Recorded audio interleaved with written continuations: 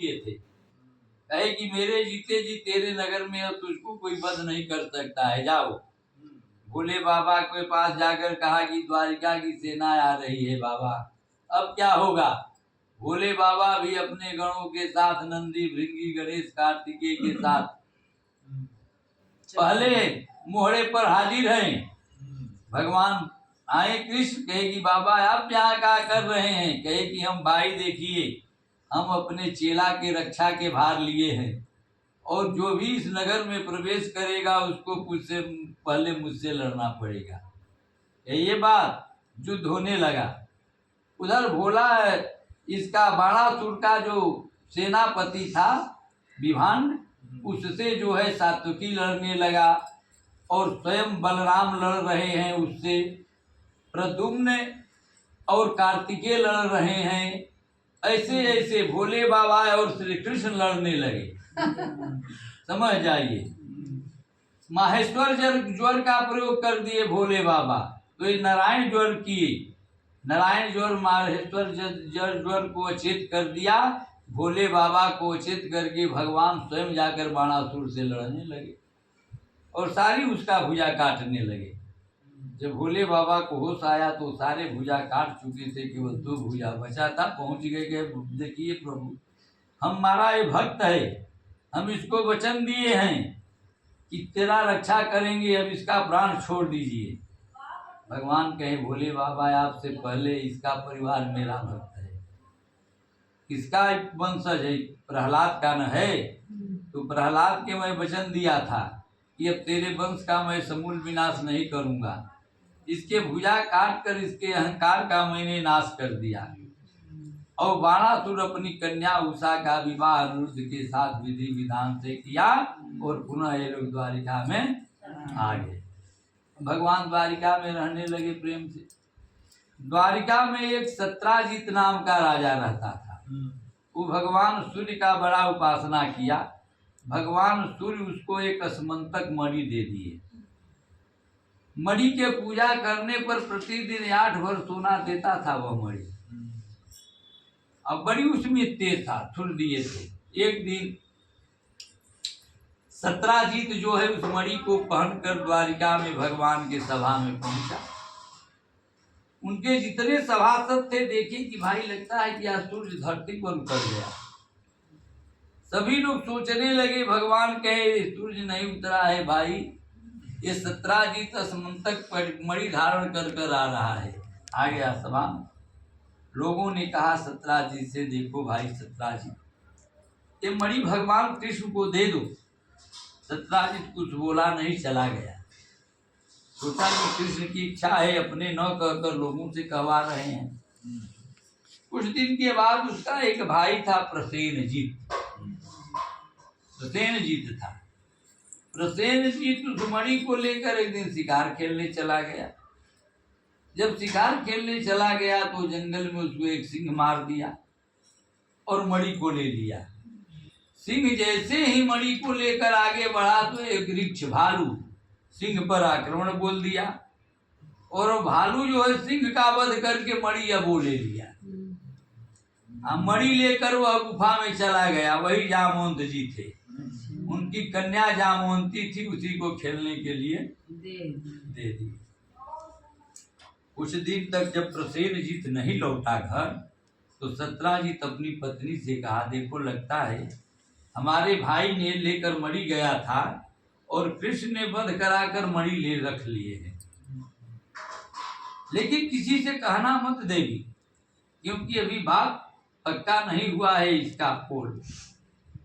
लेकिन आप लोगों में ये अवगुण भी है कि बात एक बार जो हो जाए तो फिर अब उसको प्रचार करने की जरूरत नहीं है, अपने आप वो अब फैल जाता है। फैल गया।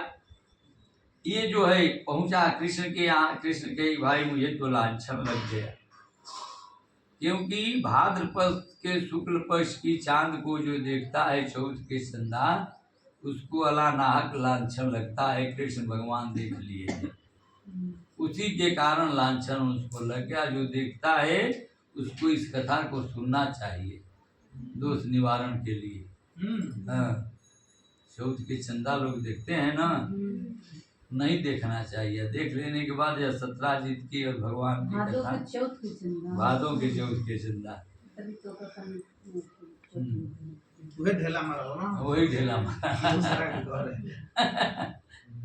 अब जो है भगवान कहे कि भाई अब ये तो लांछन को छुड़ाना पड़ेगा हमें, करें तो क्या करें।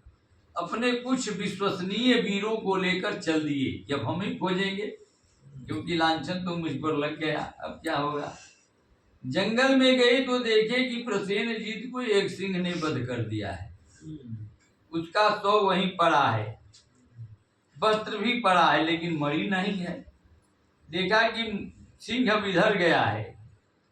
कुछ दूर अब सिंह के पदचिन्ह को देखते हुए भगवान बढ़ रहे हैं। देखे कि यहाँ एक सिंह और वृक्ष में युद्ध हुआ है और सिंह भी मारा गया। अब मणि लेकर वृक्ष बढ़ गया, अब उसका पदचिन्ह देखते हुए आगे बढ़ रहे हैं। आगे बढ़ते गए तो देखे कि ये गुफा में घुस गया यह वृक्ष। अब भगवान ने कहा कि देखो भाई, आप लोग यहाँ इंतजार करना कुछ दिन, हम आएंगे तो आएंगे, नहीं तो आप लोग द्वारिका चले जाना। अधिक दिन मत यहाँ बिना खाए पिए इंतजार करना, 2 दिन 1 दिन देख लेता, नहीं आएंगे तो चला जाता।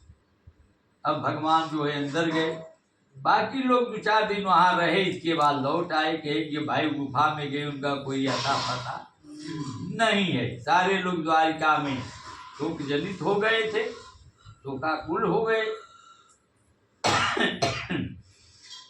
भगवान जब गए तो देखे कि उस मणि के साथ एक कन्या खेल रही।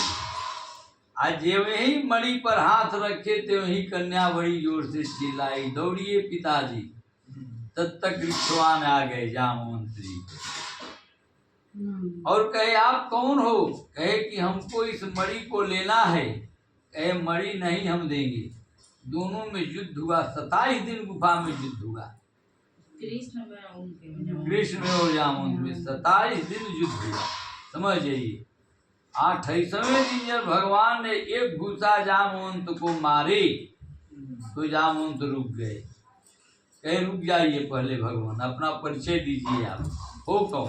कहे क्यों, आज क्यों पूछ रहे। कहे कि आज तक मैंने रावण, कुंभकर्ण, मेघनाथ बड़े वीरों से युद्ध किया, लेकिन आपने जो मुझ पर घूसा मारे हो, प्रहार किए हो मुष्टिका का, इतना जोर से कोई वीर नहीं प्रहार किया। आप हो कौन, बताओ। भगवान कहे कि पहले आप बताओ कि आप हो कौन, क्योंकि हम जिसको मुष्टिका मारते हैं वो बचता नहीं है, तुम बच गए हो, तुम अपना परिचय दो। कहे कि हम तो जामवंत हैं, ऋक्षराज। कहे कि तो हम तो भाई त्रेता के राम हैं और जामवंत को अपना दर्शन दिए वहां पर, राम बनकर, कृष्ण बनकर नहीं। कहे कि भाई मणि हमको चाहिए, लांछन लगा है। कहे कि मणि तो हम कन्या को दे दिए है, हमारा इस पर अधिकार नहीं है। कहे कि तब, कहे कि एक ही उपाय है, मणि के साथ आपको कन्या भी ले जाना पड़ेगा। हाँ, मणि भी आपकी हो जाएगी, कन्या भी आपको हो जाएगी। तो भगवान जो है जामवंती जी से पुनः दूसरा विवाह किए और लेकर आए। और जब मणि उस सत्राजित को लौटाने के लिए गए तो सत्राजित कहा नहीं भगवान, हम अब इस मणि को नहीं लेंगे, आप ही इसको रखे। और हमारे पास भी एक कन्या है जिसका नाम है सत्यभामा, सत्यभामा से भी विवाह कर लिए। 3 विवाह हुआ। इसके बाद एक बार भगवान हस्तिनापुर आए द्वारिका से। अर्जुन और वो दोनों गंगा के तट पर घूमने गए थे। देखे कि एक कन्या जो है तपस्या कर रही है। भगवान ने कहा कि जाओ देखो, कन्या बड़ा तन्मय से तपस्या में लीन है, पूछो इसके लिए क्या तपस्या, क्या मांग है उसका। अर्जुन गए, कहे देवी आप क्या चाहती हैं, क्यों तपस्या करती हैं।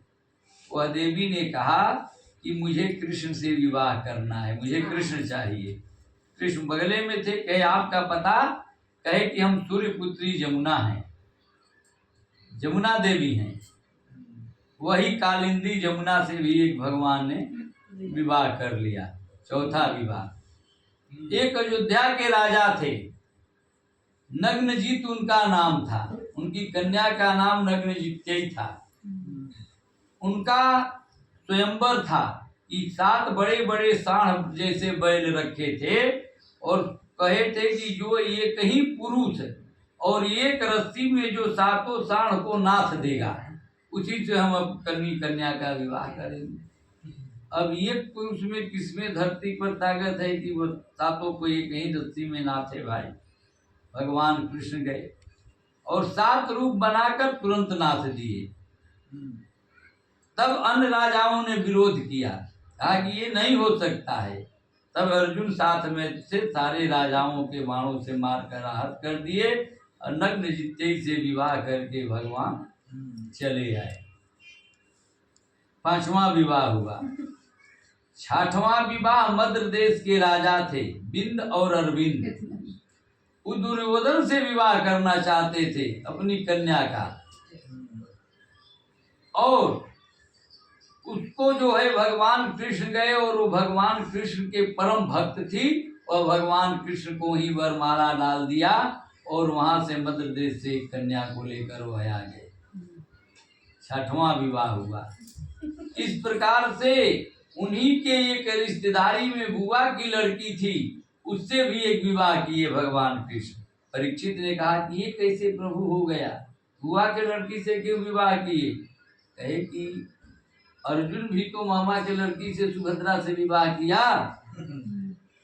राजाओं में ये सब होता है, अपने राज्य के चारों तरफ रिश्तेदारी ताजा करने के लिए, मजबूत करने के लिए कि कोई हमारा शत्रु आक्रमण न करे, कोई हमारा शत्रु न बने। इस प्रकार से भगवान जो है 8 विवाह किए। 8 विवाह किए। इसके बाद उनके एक मित्र और भाई भी लगते थे उद्धव जी।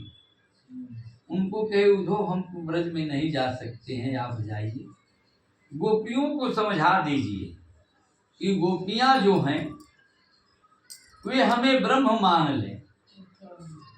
उद्धव जी कहे कि ठीक है हम जाते हैं। उनको ज्ञान की बड़ी अहंकार थी। अपना रथ भी दे दिए, पीताम्बर भी दे दिए, मुकुट भी दे दिए और उद्धव चल दिए। उद्धव गए तो ब्रज के कांटे फंस गए उनके वस्त्र में। कहे उद्धव जी यहीं से लौट जाइए, आपके ज्ञान का वहाँ कोई काम नहीं है। भक्ति के जगह ज्ञान को कोई नहीं यूज करेगा, वहाँ तो सभी भगवान के भक्त हैं। उद्धव जो कह रहा है उलझकर वस्त्र में कांटे लगे उद्धव को समझाने, तुम्हारे ज्ञान के पर्दे फाड़ देंगे प्रेम दीवाने। लेकिन उद्धव को अपने ज्ञान का अहंकार था। गए नंद यशोदा से मिले, गोपियों से मिले, कहे कि क्यों आप लोग कृष्ण के लिए व्याकुल हो? कृष्ण ब्रह्म है, जहाँ चाहोगी ध्यान करो, शरीर में क्या रखा है? गोपियां ने कहा हम जानते हैं उद्धव जी वो ब्रह्म है, ऐसा बात नहीं है। व्यापक ब्रह्म सब है थल पूरन है, हम पहचानती हैं। बिना नंदलाल बिहाल सदा, हरिचंद जो ज्ञान नहीं ठानती हैं। तुम उधो इहो कही हो उनसो, हम और कछु नहीं जानती हैं। प्रिय प्यारे तिहारे निहारे बिना, अखिया दुखिया नहीं मानती है। गोपियां ने कही कि हम जानते हैं कि ब्रह्म है, लेकिन हमको जो है उनका दर्शन जरूरी है, हम भगवान के दर्शन चाहते हैं। तो स्वामी जी ने एक लिखा, रामचरितमानस के अंत में एक दोहा लिखा कि कामी नारी प्यारी जिमी लोभी प्रिय जिमी दाम, तिमि रघुनाथ निरंतर प्रिय लागो मुहि काम। इसका मतलब यह हुआ कि कामी नारी प्यार जिमी, कामी को नारी जैसे प्रिय होती है, तो नारी का क्या प्रिय होता है? वह सदा चाहता है अपने प्रियतमा को नेत्रों से देखना। तो गोपियां ने कहा कि हम भी उनको केवल दर्शन के ललाई थे, उनको देखना चाहती हैं। और लोभी प्रिय जी मदाम, लोभी चाहता है हमारा रोज धन बढ़े।